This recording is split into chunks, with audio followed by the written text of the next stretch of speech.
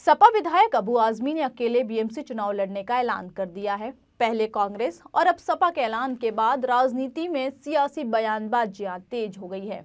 वहीं अबू आजमी के अकेले चुनाव लड़ने वाले बयान पर एआईएमआईएम नेता वारिस पठान ने सीधा हमला बोला।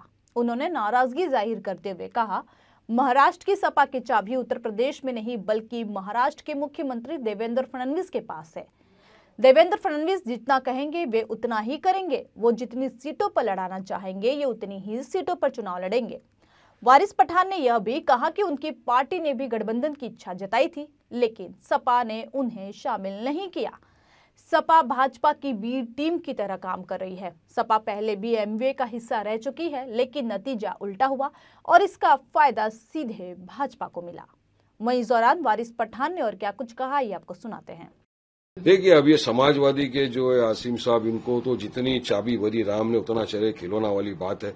इनको जो आदेश आता है देवेंद्र फडणवीस जी के यहाँ से, बीजेपी के यहाँ से, उतनी ही सीट पे वो लड़ते हैं, उतना ही वो काम करते हैं।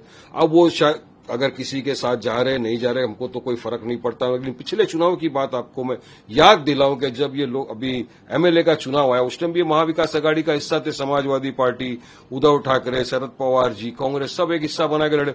लेकिन उसमें देखा है कि जहां जहां कांग्रेस ने अपने उम्मीदवार को ठहराया था वहां वहां समाजवादी ने अपने उम्मीदवार को खड़ा कर दिया।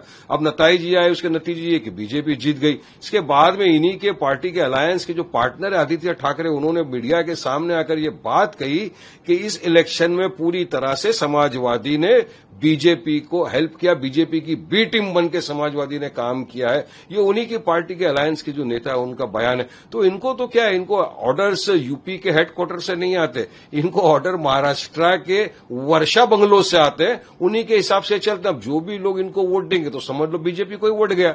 वो तो उन्हीं की टीम है, पूरी उन्हीं के साथ काम कर रही है। हम तो लड़ेंगे।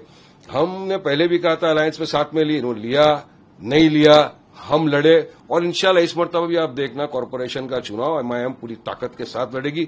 और मुझे यकीन है कि बैरिस्टर असदुद्दीन ओवैसी साहब को और मजलिस इत्तेहादुल मुस्लिमीन को लोग मोहब्बतों से, दुआओं से और वोटों से नवाजेंगे और हमारे काफी सारे कॉर्पोरेटर्स चुन के जाएंगे कॉर्पोरेशन में, क्योंकि लोगों को विकल्प के तौर पर एमआईएम दिख रही है।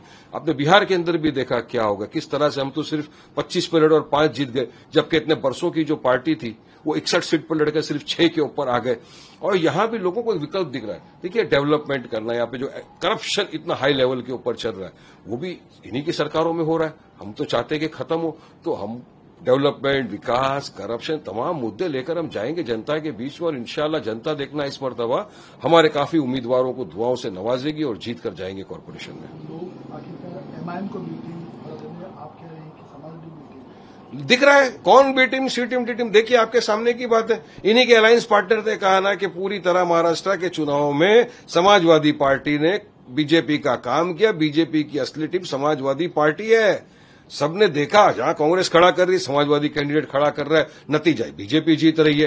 तो ये तो वहां से हेडक्वार्टर तो वर्षा ही बन गया ना इनका। वहां से जो देवेंद्र फडणवीस जी का आदेश आता है उसी पे महाराष्ट्र के जो इनके प्रेसिडेंट है समाजवादी पार्टी के, वो करते हैं काम। तो जितनी चाबी भरी राम ने उतना चले खिलौना, वही तो मैं बोल रहा हूं।